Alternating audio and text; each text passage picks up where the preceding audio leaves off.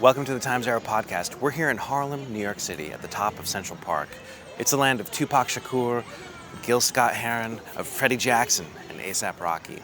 It's the adoptive home of jazz legends like Duke Ellington and Louis Armstrong, of brilliant writers such as Nella Larson and Countee Cullen, of Langston Hughes, and the man who many consider the intellectual architect of the Harlem Renaissance, Alan Leroy Locke. The Harlem Renaissance was an intensive period of intellectual, artistic, and literary flowering in the 1920s and 30s that was centered in Harlem, but whose legacy has reached into the far corners of the globe. In the past century, Harlem has been on the map as a place of pilgrimage, creativity, civil rights, and civil unrest, of unrelenting work, culture, striving, ingenuity, and community for countless black writers, artists, intellectuals, and musicians.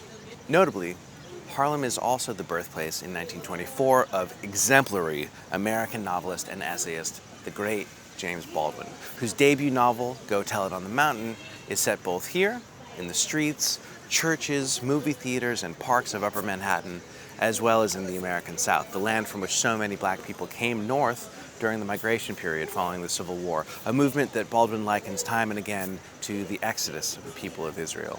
Tour de force, derived from the French, literally meaning feat of strength, is a literary term that's frequently employed to describe a piece of writing that seems to have its own life force, a work that is sui generis or unique unto itself. It has a quality of propulsive coherence, unity of theme, action, and style.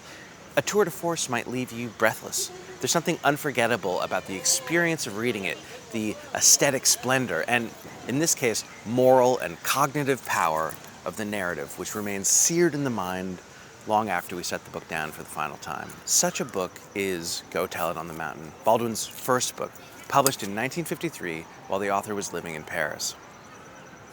Its effect on popular consciousness was instant and electrifying. While America has never been as bookish a culture as, say, Britain or Sweden, mid-century America was certainly a culture of the book. And no small part of the sweeping power and depth of Baldwin's novel is derived from the emotional and psychological resonance of various biblical injunctions as they are deployed by Baldwin across the various dimensions of the novel. From main character John Grimes' life growing up in the church, to the vagaries, glories, and moral hazards of life in New York City, to the catastrophe of American slavery and its continuing fallout across subsequent generations of black culture and American culture more broadly. One such biblical admonition is spoken by Jesus and recalled by Sister McCandless at the culmination of part 1 of Go Tell It on the Mountain. As it reads in the book of Revelation 3:16 of the King James Version of the Bible, "So then, because thou art lukewarm, neither cold nor hot, I will spew thee out of my mouth." One of the key words in Baldwin's wonderful and often harrowing novel is to tarry, which means to linger in the expectation of something.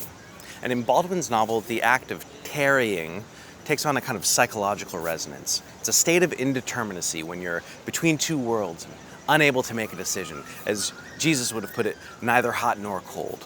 Go Tell It on the Mountain is a Bildungsroman, a German term meaning coming-of-age novel. And for the main character, young John Grimes, the message is being sent from all corners of his experience. You must pick a side in this life. You must choose a team and put your shoulder into it, morally, ethically, and in terms of your community. No other novel captures the vibrancy, the dynamism of Harlem in the 1950s like Go Tell It on the Mountain, and it marked an incredible launch for the career of James Baldwin. Happy reading. For more great literary content, make sure to hit the subscribe button and click the notification bell. And if you want to check out our reading platform and enact your own literary adventure, visit us at timesarrow.org. Happy reading.